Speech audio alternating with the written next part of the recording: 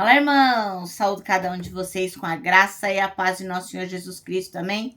Meu nome é Miriam Anita, eu estou aqui para ler e estudar com os irmãos o último texto dessa série do pastor Cláudio Souza. Este texto que nós vamos estudar foi escrito para o Manancial, que é um devocional diário produzido pela União Feminina Missionária Batista do Brasil, que oferece meditações baseadas na Bíblia, que é a palavra de Deus. E, obviamente, quando nós estudamos o texto baseado na porção bíblica que é recomendado que nós leiamos, quando estamos disponíveis para aprender, não tem como, né, irmãos? Nós somos inspirados, exortados e edificados.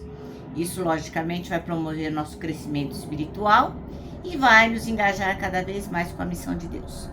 Como vocês sabem, não fui eu quem escreveu o texto, foi o irmão Cláudio Souza. Então, o que eu vou fazer?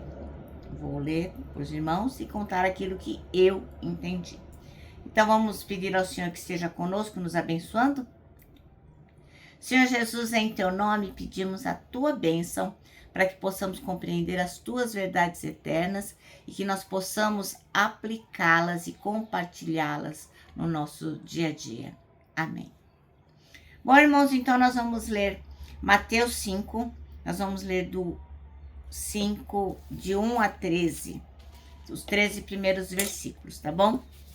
E é o Sermão da Montanha, o Sermão do Monte. E diz assim: Jesus, vendo as multidões, subiu um monte e, assentando-se, os seus discípulos aproximaram-se dele. E Jesus, abrindo a boca, os ensinava, dizendo: Bem-aventurado os pobres em espírito, pois deles é o reino dos céus. Bem-aventurado os que choram, porque serão consolados.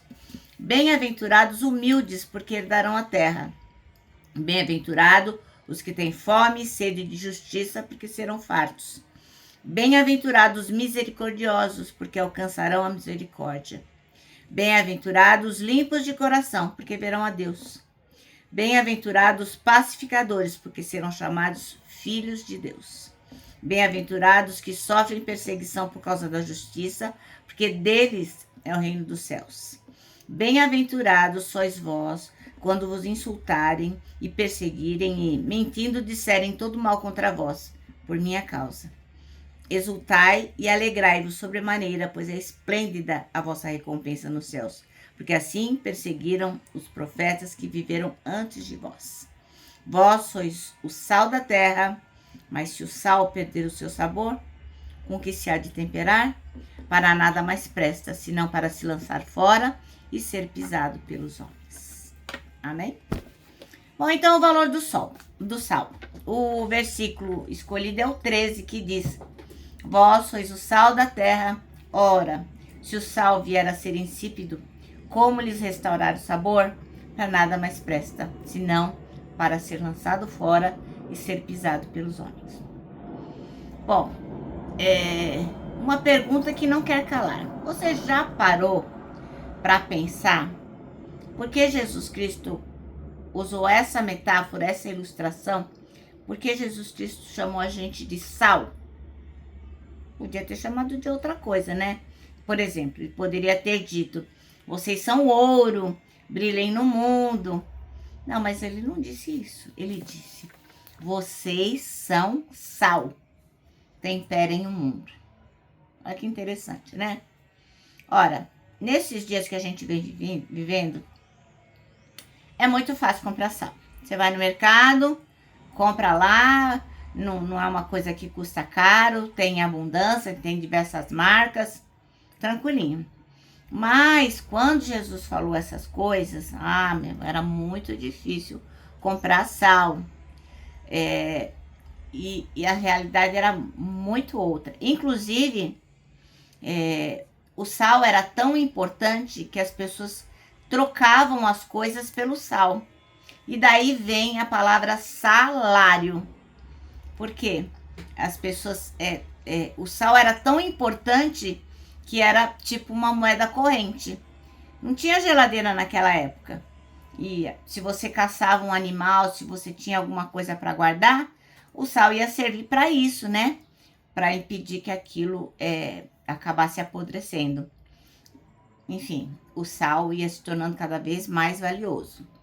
E quando Jesus chama os seus discípulos de sal, ele está dizendo o quê? Vocês são muito valiosos, são valiosos demais.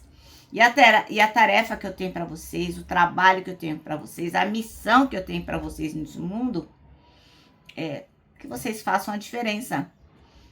Deem sabor a este mundo. Como o sal era importante naquela época e fazia toda a diferença, é isso que nós temos que fazer no mundo hoje em dia. Também, Jesus alertou a gente que se o sal não fosse mais útil, né? Se ele perdesse a propriedade, se ele não salgasse mais, não temperasse mais, não ia servir para nada. Porque para o sal não perder a importância que ele tinha, a relevância que ele tinha, ele não podia estar contaminado, ele não podia estar impuro, ele não podia perder as suas propriedades, ele tinha que ser íntegro. Um sal realmente puro. Agora, se o sal perde a salinidade, como que ele vai voltar a ser salgado?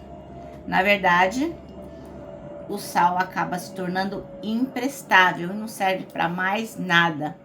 E só serve quando uma coisa não serve para nada, só serve para ser jogada fora. E como diz a palavra, né, ser pisoteado pelos homens. Vai pro lixão hoje em dia, né? Quando a gente é comparado ao sal da terra, a gente tem que manter o quê? A nossa santidade. Temos que ir em busca da nossa santidade, porque nós temos que ser exemplos na maneira de viver. Senão nós não faremos diferença, né? As pessoas têm que olhar para nós e dizer, nossa, tem algo diferente nesta pessoa. Por que será? E eu não estou falando aqui de religião, né? Não estou absolutamente falando de religião. Estou falando de Jesus, né? Então nós temos que ser, sim, diferentes no nosso comportamento, demonstrar amor, sermos solidários, generosos, fazermos tudo que Jesus nos ensinou a fazer. Por quê? Isso vai mostrar para o mundo que a gente é valioso e que a gente precisa influenciar todas as pessoas com a nosso modo de agir de forma diferente. Porque o mundo vai reconhecer a Jesus através do nosso testemunho. Amém?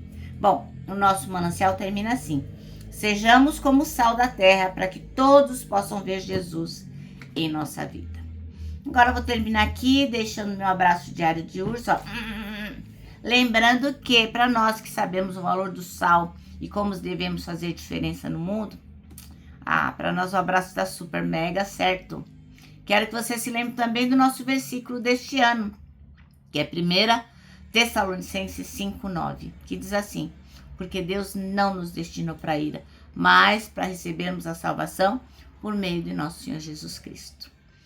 Agora sim, agora eu vou me despedir em paz com a frase do ano, que é: independente do que você vem enfrentando, das suas dificuldades, não tema, sabe? Não tema, meu irmão, não tema, minha irmã, sabe por quê? Deus já está lá.